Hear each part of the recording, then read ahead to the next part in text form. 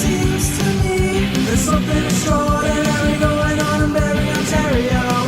No one seems to know exactly what I'm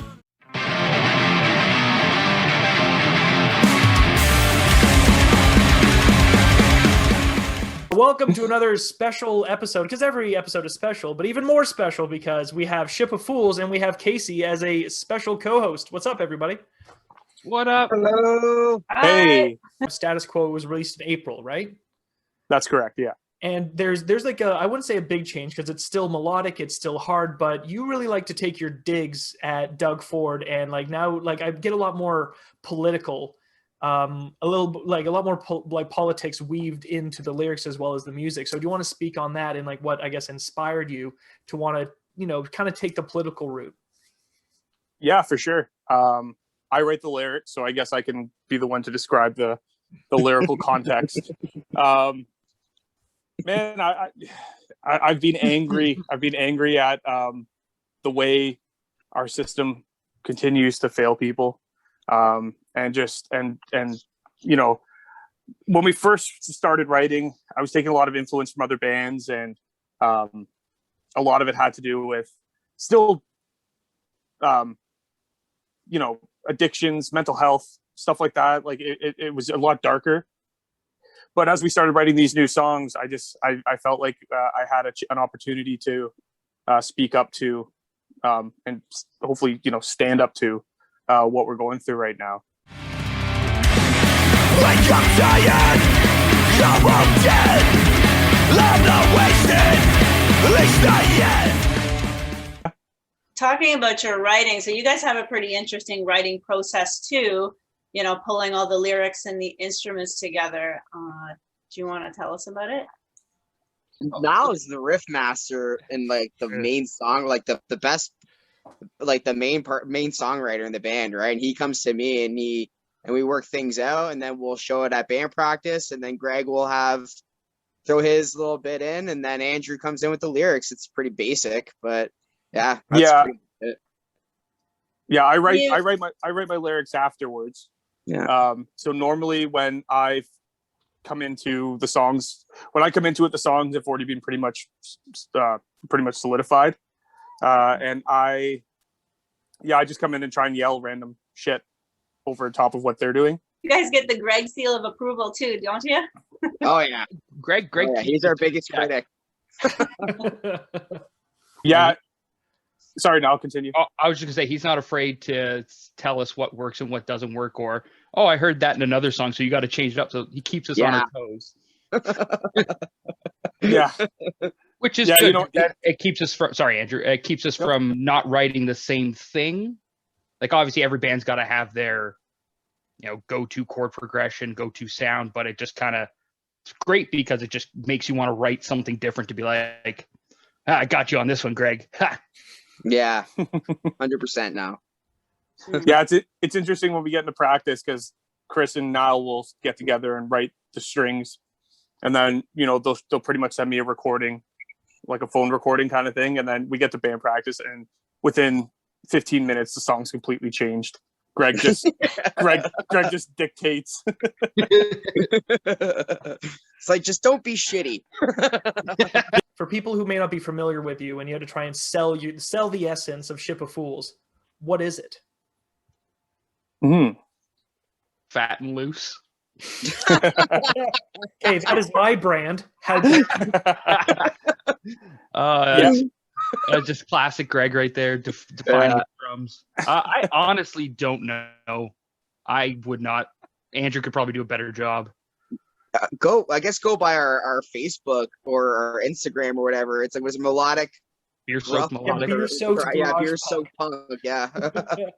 Yeah, like I think the one thing I want to take away from releasing these songs is like man, that's a band I want to see live, because that's where I feel like actually we're at our best. I think we have a good live, energetic show, and I would hope that the recordings of our songs reflect on that. That when you walk on by, remember where you cut your teeth. If you keep you terrified. Niall likes to riff, He doesn't riff as much anymore since I don't play guitar, but it's still pretty technical. So, for a punk band. So, I can't complain. I'm just the vocalist.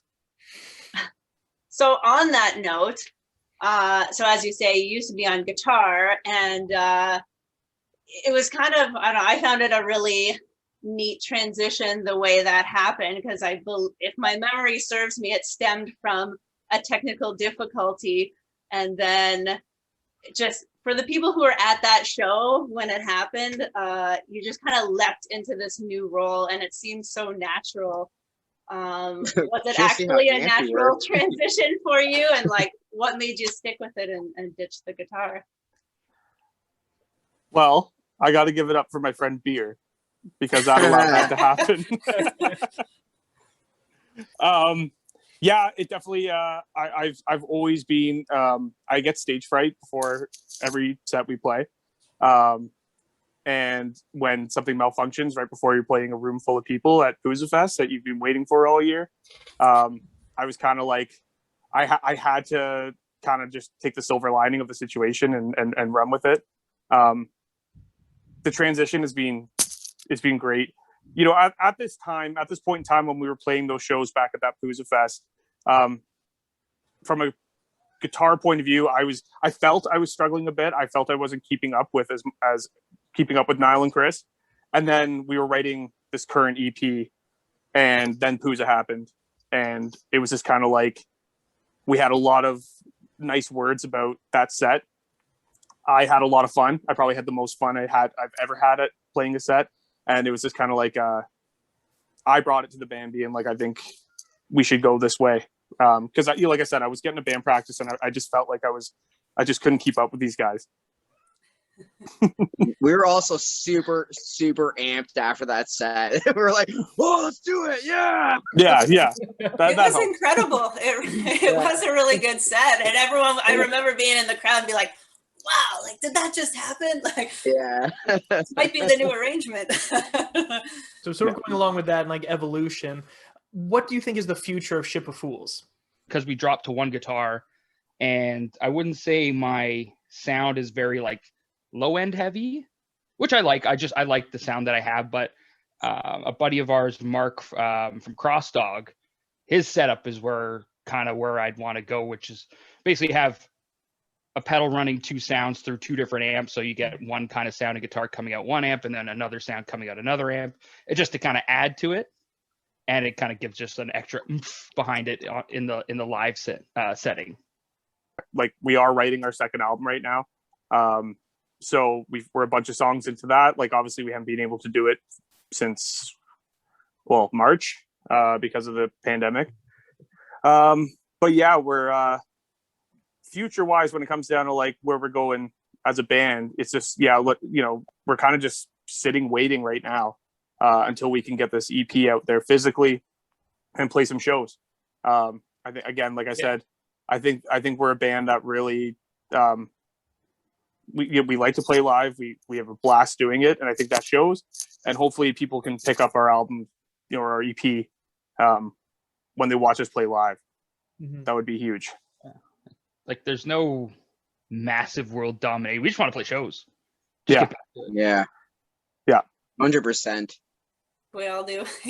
Yeah. Who doesn't? I want to be able to go home after a night of actually being at a club and be deaf again. I've been hearing way too much. I want my late night McDonald's. I want my liver to scream, and I want my ears to be numb. That's all I want. Those were the days. I want to fall asleep in Niall's passenger seat. The way home. While you're trying to get me home. Yes.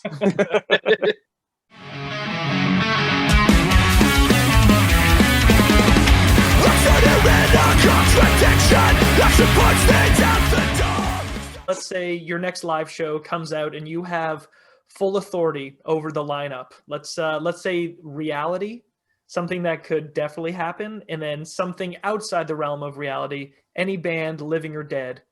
What are the two lineups? So like reality, heavy petter for sure, because I love playing with heavy petter. Suck ass. Do. What? Suck ass. Good answer. Damn right. Me and Casey are friends. Yeah, I don't know. Yeah, anybody from the Newmarket scene, really. Like, I love all the bands that play. So yeah. So Heavy Petter, Green Light District, that'd be fun. And Derek's for sure. Derek's for sure too. Yeah. And also Letterbomb, that'd be fun too. Even though they're like kind of like they do play and they don't play, that'd be a fun night. And then Not Real, Ship opening up for probably Dead Kennedys with Jello singing though. Okay, yes, Yeah. outside of reality. And that's it. I just want to play Newmarket again. I want to play with all of our hometown friends. I want to play up in Barrie. I love it there. Everyone's so supportive. We've had a really good. We've made a lot of friends up there, a lot of friends in town here, and I just want to do that again. From a unrealistic one, I guess you could say. Yeah. I'm not gonna go with like the super unrealistic, but I would like to see. I would love Fucked Up. I would love to open for Fucked Up. I think that would be the coolest. That would be my pinnacle. I would. Yeah, we could break up as a band the next day, and I'd be like, I'm okay with that.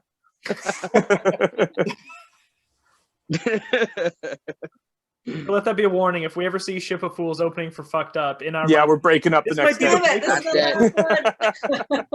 For realistic, like obviously any of the Newmarket bands, like Goat shows are great, Barrie shows are great. Definitely, I would love to play with Wasted Potential again. These guys know how much I love them. Unrealistic, it's going to be way different. Not way different, but either Career Suicide. Oh yeah, no. Career Suicide, Comeback Kid. Oh. Or Protest the Hero. Sorry, guys, I got to throw that in there. That's okay, man. I still love you. Yeah, it's all right, buddy. Casey, Ship of Fools, thank you so much for taking the time, asking great questions, giving great answers, shitting on Protest the Hero a little bit, but that's just me. I apologize. Yeah. Before we say goodbye, we always like to ask, are there any local bands that people should be listening to right now? Heavy Petter, obviously. Yeah, Heavy Petter for sure. Yeah, they just released a split, recently. Right? Yeah, Hysteric's just released Sleep. Green Light District for sure, man.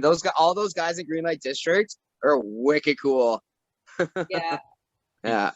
Flight 97 up in Barrie. Yeah. Yeah, they're amazing. High Dives for sure. Oh, the Speed Humps, baby. No, Speed Humps too. Yeah. Got to give the Speed Humps a listen. Fox Run are releasing an EP coming up soon. Yeah. A single. They just released their single. That sounds great. Mm-hmm. There's so many. Every band has been making things happen. Well, a lot of bands have. Even the ones that aren't are just, they're sitting on material from nearly 2 years ago that they're still waiting to tour. Like it's gonna be crazy once everything gets back to normal and we can play music again. Yeah. When this is all over, every band is gonna release like a double LP just from things that they've been sitting on. 2022 might be the year of the double LP. In 100 years when COVID's over, I've got so many new tunes. Yeah. I just released a box set. I think a year ago yesterday, I told myself I was going to write a solo album. I haven't touched my guitar since. Wah, wah. You need us, bitch. Yeah. I'm so boring otherwise. Awesome. Thank you again so much for joining us. To everybody who is watching, go check out Ship of Fools, the new EP. Casey, thank you so much for joining us. And I hope the rest of 2021 and 2022 is better. Do you want to give us one of your songs that's going to play as the credits roll? Which one is it going to be? I guess we'll go with, let's go with Open for Business because I think we all hate our buddy Doug there. So why not? Awesome. Here's Open for Business. And everybody, take care, and we'll see you on the flip side.